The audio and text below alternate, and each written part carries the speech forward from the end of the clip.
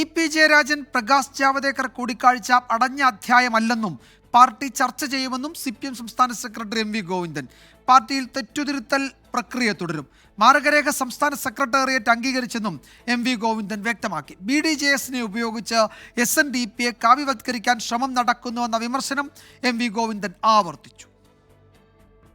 ജനങ്ങളുടെ അടിസ്ഥാന പ്രശ്നങ്ങളിലൂന്നി മുന്നോട്ടു പോകാനാണ് CPM തിരുത്തൽ രേഖയിൽ മുൻഗണന. ക്ഷേമപ്രവർത്തനങ്ങൾക്ക് സർക്കാർ പ്രഥമ പരിഗണന നൽകും. എല്ലാം ചെയ്യാമെന്ന് കരുതിയാണ് സർക്കാർ ഇതുവരെ മുൻഗണന നിശ്ചയിക്കാതിരുന്നതെന്നും എന്നാൽ കേന്ദ്ര സർക്കാരിന്റെ ഉപരോധം ബുദ്ധിമുട്ടുണ്ടാക്കിയെന്നും CPM സംസ്ഥാന സെക്രട്ടറി.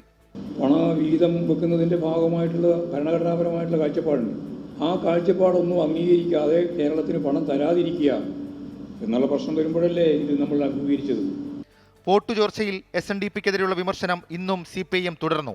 ശ്രീനാരായണ ഗുരുവിന്റെ പ്രസ്ഥാനത്തെ കാവ്യവൽക്കരിക്കാൻ അനുവദിക്കില്ലെന്നും വിശ്വാസികളെ വർഗീയവൽക്കരിക്കാനുള്ള ശ്രമങ്ങളെ പ്രതിരോധിക്കുമെന്നും M.V. ഗോവിന്ദൻ.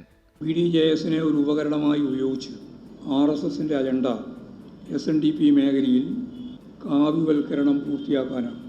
ഇതാണ് ഞങ്ങൾ ഉയർത്തിയ വിമർശനം.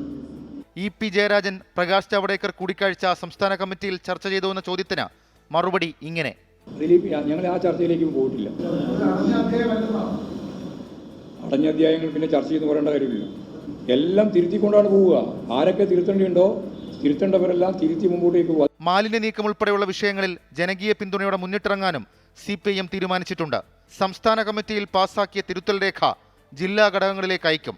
24 തിരുവനന്തപുരം.